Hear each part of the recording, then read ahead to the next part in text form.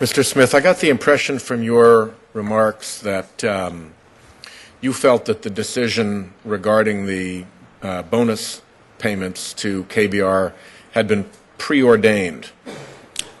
That was my impression, and the way the award fees were handled, that, performance, again, because it was obvious at the beginning that the business systems were in complete disarray. I could not get adequate proposals to definitize. I could not get adequate cost accounting. KBR had to do massive changes to their accounts. Plus, there were obvious quality problems. I saw quality problems when I visited in Iraq, in the transportation area, in the water area. I mean, when I went to Iraq, again, and you all know the water problems, generally I found Army units doing the job that KBR was incapable of doing. And one of the problems with water was coordination of that. KBR had full responsibility for water, but Army units had to come in and do the job because they weren't able. So there were quality problems, performance problems, system problems, and then KBR walked away with 82%, I believe, was the average percentage of the first set of award fee boards. And then I've read Ms. Stevenson's testimony, which indicates that DCAA was making a very strong case at these boards that KBR shouldn't be awarded and evidently were ignored.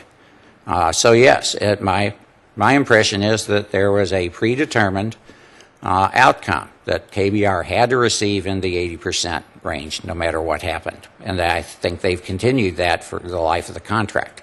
Do you have any inkling or evidence about where that predetermination was made, by whom, when? No, sir. I don't have specific evidence of people saying that. I mean, the process was briefed up the chain, generally to Ms. Tina Ballard, who was the deputy to ASALT. It would have had to have been somewhere up the chain, though. So it went up the chain. But where above my pay grade, as we say, it happened, I do not know. Understood. There's a report in the binder here that was prepared for the Defense Contract Management Agency, Iraq, that opens by saying, it's a 1 February 2007 report, many products and facilities in Iraq do not meet basic U.S. standards, which I think is what Mr. Peters and Mr. Childs were testifying to. And then it continues, not only do they not meet basic U.S. standards, nor a military risk analysis based on a generally acceptable, quote, good enough, close quote, standard. Are either of you familiar with a military risk analysis based on a generally acceptable, quote, good enough, close quote, standard? No, sir, I'm not. No. The only doesn't ring a bell in the electrical safety world as a guideline. The only risk management that I'm aware of like that is, let's say that we went out and did an inspection for Task Force Safe and said this building has some major electrical problems, and it was a existing Iraqi hardstand building. At that time, the Army command could come back and do a risk analysis and say, okay, we understand that there are some electrical problems in this building. However, this camp is under indirect fire every night. There's rockets coming in. There's mortars coming in. The relationship between putting our man outside in a tent or the electrical hazards in the building, as the commanding officer, they would take the responsibility to leave them in a hardstand building. Yeah. And, of course, that makes perfect sense. Yes. And one can understand when an army is on the move and there are temporary facilities, when there is contact with the enemy and there are greater considerations than electrical safety involved and so forth, that there might be some exceptions to this. But I'd like your views on whether the violations and the safety problems were limited to areas in which there were those kinds of justifications, in which it was an emergency, sudden setup, under fire, temporary facility, those sorts of things. How much of what you saw related to that kind of military necessity situation, and how much of what you saw related to stable, solid, behind the lines, fully American occupied type of facilities.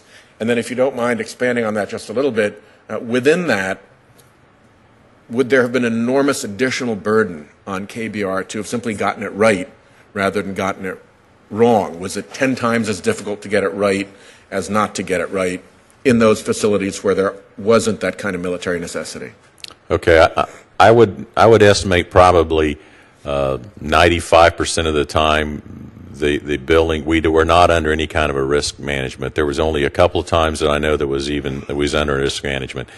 And the part that was frustrating is working over there is, you know, all Task Force SAFE looked at was basic grounding and bonding so that overcurrent protection would work, and then some other minor things. And to me, most of these facilities would not have taken that much work for KBR, whoever the O&M contractor was, to just come in and do the work and make it safe in a very short period of time rather than leave the risk in there. Can you quantify not much work a little bit for somebody like me who is not expert in electrical safety? We had a lot of hard stand buildings that in the Iraqi culture they didn't ground the metal water pipes, and almost everything was metal water pipes, and that's what's led to electrocutions.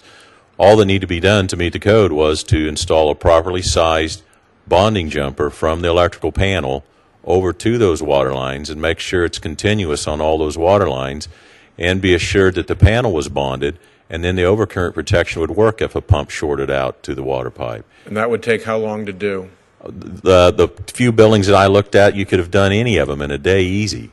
And one person in a day? Team two of people. Two people in a day. Yeah. Okay. Yeah. I appreciate it. I want to just, before I let everybody go, express my appreciation to our chairman. This is, I don't know what number hearing we're up to. And the 19th, I've had the privilege of coming to a great number of them, and I think it's very important work. I know how busy everybody is in the Senate with our committee work and with our office work and all of that, and for Chairman Dorgan to put the time and effort and his staff time and effort into making sure that these hearings continue one after another and shed light in these areas that others preferred to leave in darkness, I think has been a really wonderful effort, and I'm very proud to be here and associated with it.